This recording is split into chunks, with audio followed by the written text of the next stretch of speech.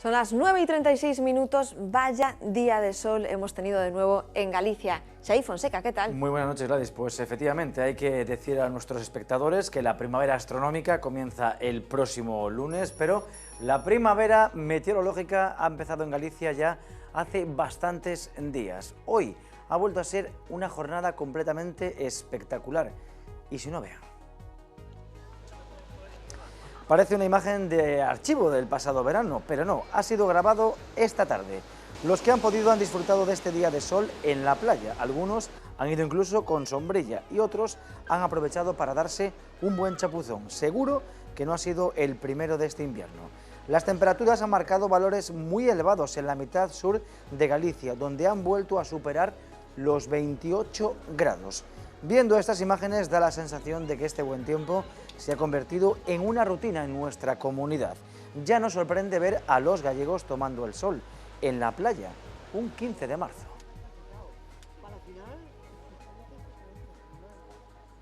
Y mañana de nuevo una situación muy parecida. Fíjense en el mapa de las isobaras, seguimos bajo el efecto de las altas presiones que se mantienen al norte de la península ibérica. Fíjense, no se ve prácticamente ninguna borrasca cerca. Así que mañana de nuevo manda el anticiclón. Tendremos por delante una jornada con el cielo muy despejado. Los únicos matices es que mañana por la mañana, como siempre, en el interior de la provincia de Lugo aparecerán esas nieblas matinales y por la tarde mañana, como vamos a tener vientos del norte más que del nordeste, pues podrían formarse algunas nubes de tipo alto en el extremo norte de las provincias de A Coruña y de Lugo, pero en general mañana de nuevo cielos completamente despejados. Además, ese viento del norte va a soplar suave, eso va a permitir que mañana asciendan de nuevo las temperaturas, sobre todo en la mitad norte. Después, eso sí, de una madrugada bastante fría. Estos son días de grandes contrastes térmicos, pero mañana, como decimos, en la mitad norte, en las provincias de A Coruña y de Lugo, se van a superar fácilmente los 20 grados. Descienden en la mitad sur de la comunidad respecto a los valores de hoy. Aún así, mañana las máximas van a estar oscilando durante todo el día entre los 20 y los 24 grados, valores muy agradables.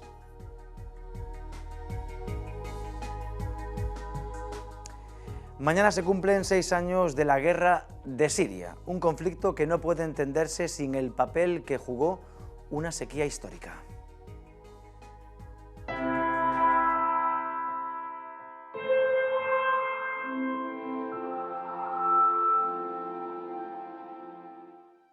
La actividad humana está alterando el clima de la Tierra y eso produce que la meteorología sea cada vez más extrema.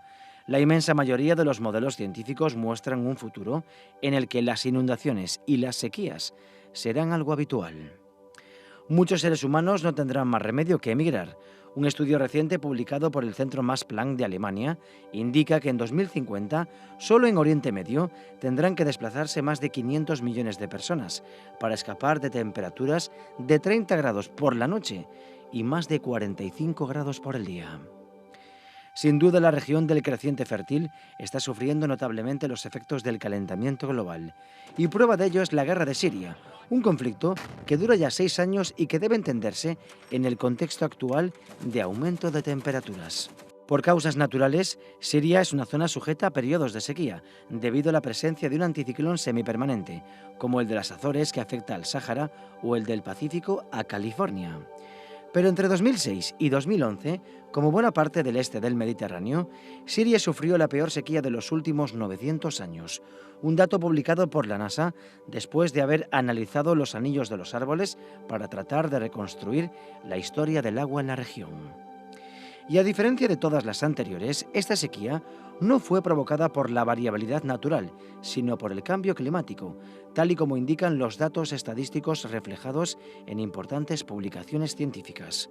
Durante esos años, el anticiclón estuvo mucho más reforzado de lo habitual, bloqueando el paso de las borrascas e impidiendo, por tanto, la entrada de la humedad procedente del Mediterráneo, la principal fuente de precipitaciones.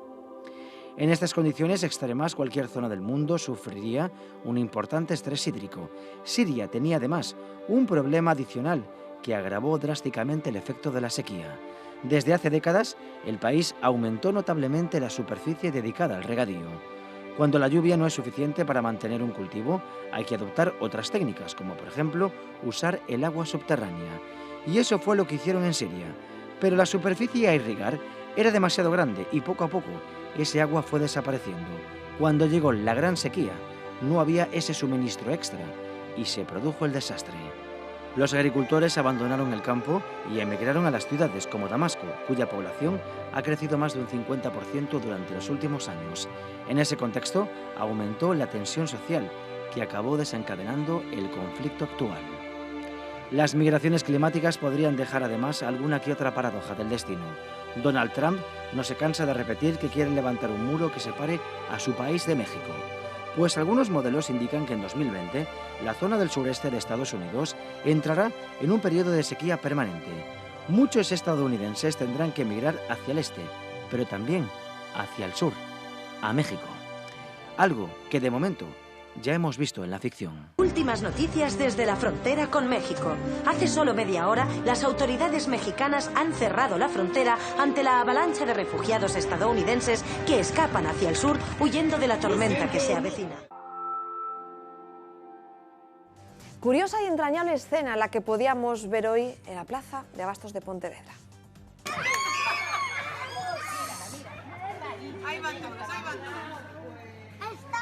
Ya ven el entusiasmo que le ponen estos pequeños a su visita al mercado.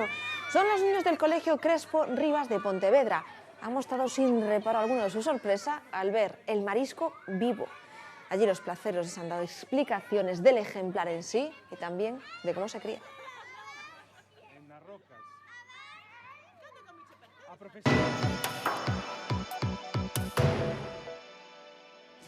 Tiempo para la entrevista en Más que Contar. Hoy les hablamos de una situación que a todos nos suena. Conflictos cotidianos que pueden acabar en un juzgado fácilmente. A todos nos vienen así de primeras conflictos o problemas propios laborales o, por ejemplo, fuera de lo laboral, un divorcio.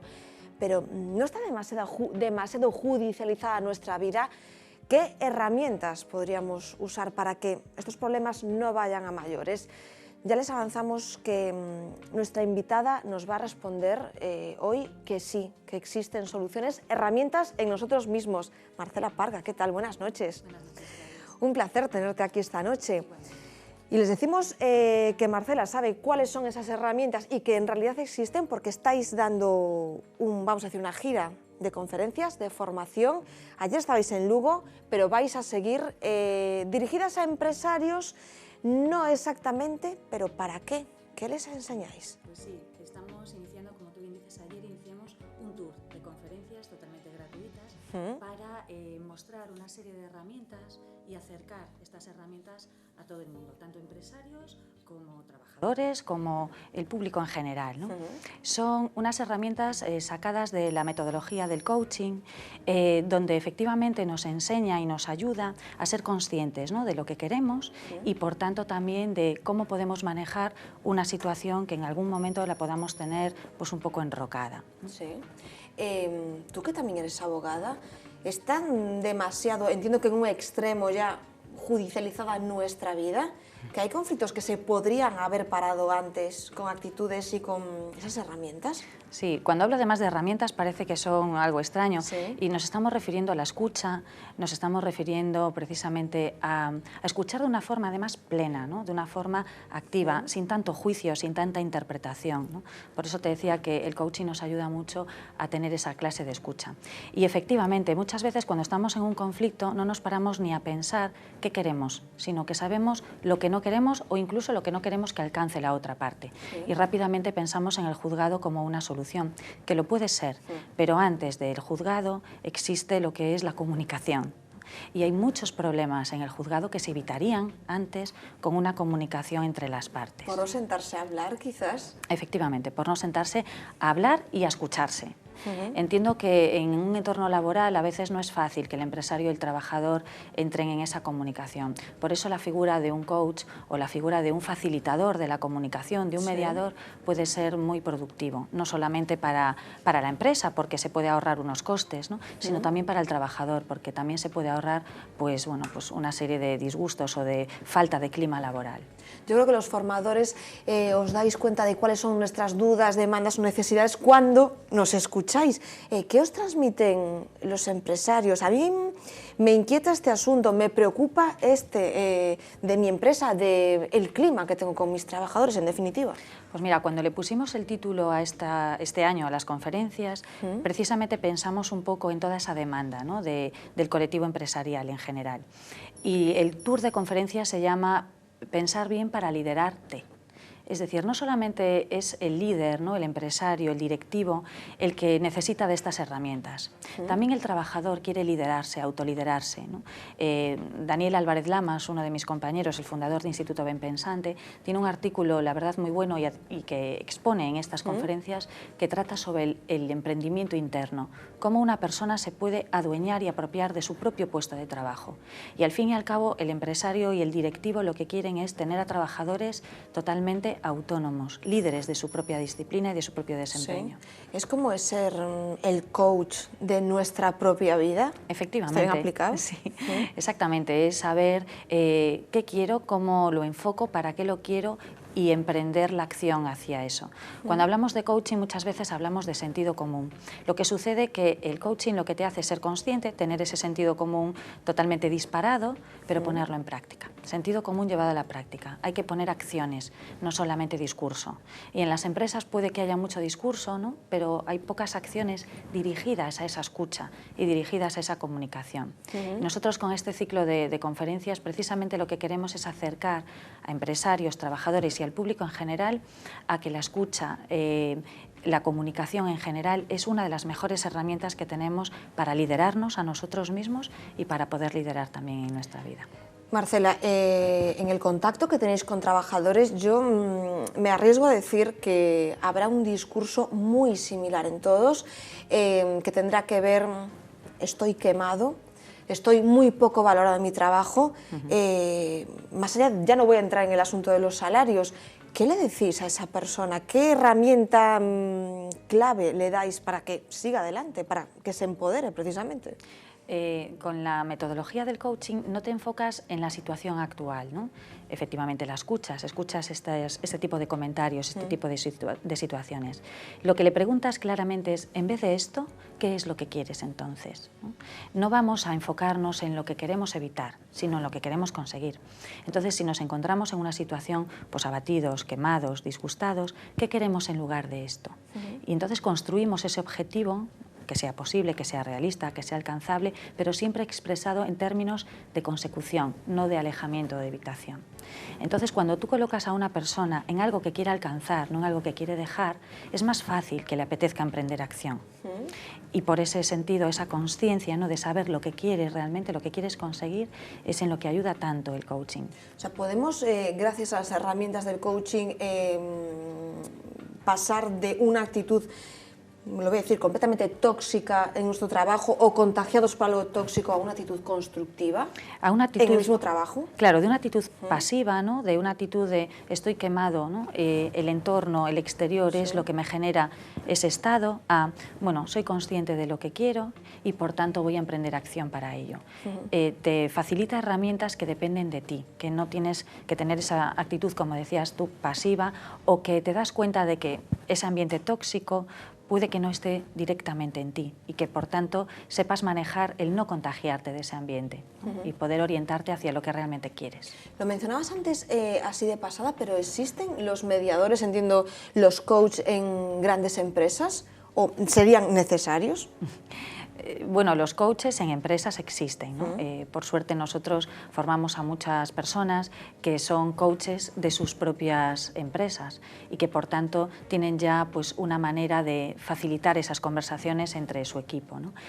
Pero sí que sería muy apropiado y muy necesario la figura del coach o el mediador o el facilitador, ¿no?, dentro del ambiente laboral. Puede ser interno o puede ser externo, puede ser una figura que efectivamente facilite la comunicación entre las partes. Pero sí sería muy conveniente, por eso que te comentaba antes, porque puede evitar el que el conflicto se encalle o se desencadene en una vía judicial, ¿no? Claro. Lo que quiere el empresario y el trabajador a veces no son no estamos hablando de términos contrarios, a veces sí que son intereses diferentes, pero lo que quieren ambas partes es sobre todo sentirse escuchados y sentirse valorados, ¿no? Claro, y al final, sea el trabajo que sea, entiendo, el ámbito laboral, en realidad todo esto que viene siendo clima, buen clima, afecta a la productividad, ¿no? Por supuesto. Es que es la mejora. Es rentable a nivel económico, es rentable a nivel de producción y sobre todo de clima laboral. Y es rentable porque en lo que incide es en la persona, en el ser humano. Por lo tanto, no solamente tienes a un gran profesional trabajando de una manera productiva, sino que además tienes a una persona sintiéndose bien. Y eso lo puede trasladar después en su ambiente personal. Hablabas de cuando estábamos antes, de cuando nos adentramos en una situación de conflicto, de estar quemados, la importancia que tiene saber lo que queremos. Yo no sé si esto se puede llevar a la práctica en otros ámbitos, porque el laboral es como en el que siempre vemos conflictos, pero por ejemplo en los divorcios, en asuntos personales, en herencias, ¿todo esto también sirve? Sí, por supuesto. De hecho, cuando ya hace unos años me formé en esta metodología del coaching, yo pensaba que era como una metodología ajena a cualquier profesión, ¿no? Bueno, pues venga, voy a hacer procesos de coaching. Y para mi sorpresa, la sorpresa que me llevé fue que muchas de las herramientas del coaching las aplico a mi profesión como abogada, las puedo aplicar también a mi profesión como formadora, las puedo aplicar a cualquier tipo de desempeño donde la comunicación sea eficaz. Por lo tanto, en temas de divorcio, en temas de herencias, ¿no? Donde la comunicación debe de ser nuestra mejor herramienta para construir algo en común, ¿no? Porque el divorcio puede ser un primer paso para una relación diferente. Y por tanto, cuando tú haces consciente a las personas, ¿no? que el divorcio efectivamente puede ser una solución a sus vidas, pero que sobre todo están construyendo una relación nueva, una relación distinta, con esas herramientas es mucho más sencillo que esto suceda. Pues esto que lo digo una abogada tiene mucho más valor, porque conflictos has visto unos poquitos. Unos cuantos, sí. En muchos de ellos habrás dicho, si estas personas se sentasen a hablar, ¿no? Claro, pero bueno, desde mi punto de vista, ¿no? La profesión de un abogado no solamente es ayudar a las personas a resolver un conflicto, sino también acompañarlas en ese proceso. Y es verdad que en la carrera de Derecho pues no nos enseñan ese tipo de habilidades. Por eso son tan necesarias estas herramientas, ¿no? Como el coaching, como la programación neurolingüística, la inteligencia emocional, que nos ayudan precisamente a acompañar a las personas. Y hay muchas profesiones donde el acompañamiento es necesario. Pero en cualquier empresa donde trabajes en equipo, ese acompañamiento tiene que existir también. Por eso son herramientas tan útiles en cualquier ámbito. Pues ya ven, herramientas, porque el mercado laboral ha cambiado, la vida también ha cambiado y es algo que puede mejorar nuestra vida en muchos aspectos. Marcela Parga, muchísimas gracias. Muchas gracias a vosotros. Un placer haberte tenido hoy en Más que Contar y hasta siempre. Buenas noches. Buenas noches y gracias. Esta noche seguimos de ruta por los faros de Galicia. Hace unos días les contábamos la novedosa iniciativa del faro de Illa Pancha. Pronto va a ser un hotel, algo que no ha sentado del todo bien a todos los vecinos de Ribadeo. Pues bien, nuestra cita de hoy es en Cabo Silleiro. El concello pretende convertir la instalación en un museo y también en un hospedaje. El proyecto aún no ha sido autorizado. Esta puerta se abrió por primera vez en 1924, con 2 plantas, 700 metros cuadrados y a 85 metros sobre el nivel del mar. Es el faro de Cabo Silleiro, en Bayona. Un incendio afectó a su suministro meses después de inaugurarse. La luz volvió el 13 de julio de 1925 y no ha vuelto a apagarse. Frente a la puerta, estas escaleras de caracol nos llevan a lo alto de la torre. Hace más de medio siglo que cuenta con sirena, unas lentes de 25 kilómetros de alcance para orientar a los aviones y un emisor eléctrico con alcance de 200 millas. Según atraviesas la puerta principal a mano derecha, antiguas viviendas. Su estado es el que ven. De total abandono, cajas amontonadas, hierros oxidados que en su día sirvieron de cocina, viejas colchonetas apiladas y los restos de un cuarto de baño que es difícil pueda hoy prestar algún tipo de servicio, despachos que han resistido algo mejor la falta de actividad y talleres con las herramientas todavía alineadas que hace años ya nadie utiliza. El 80% de la superficie de este faro está en completo desuso. Solo se mantienen operativas 2 pequeñas viviendas en la segunda planta. Esta es su sala de máquinas. El faro cuenta desde 1959 con estación meteorológica y desde la década de los 80 con registro de oleaje. Ha llegado a medir olas de más de 14 metros. Y esto que ven son 2 generadores alternativos por si se va la luz. Se instalaron con los fondos que recibió España del Plan Marshall en la década de los 50. Se conserva otro todavía más antiguo, pero que ya no está en uso. Hace ahora 3 años que el Concello de Bayona aspira a que la concesión de este emblemático faro le sea transferida temporalmente por parte de Fomento. La idea inicial era construir un albergue. El último proyecto, por el que apuesta también la Autoridad Portuaria de Vigo, es hacer aquí un hospedaje turístico y un museo. Más a contar mañana a partir de las 9, como cada día. No nos falten. Gracias por estar ahí.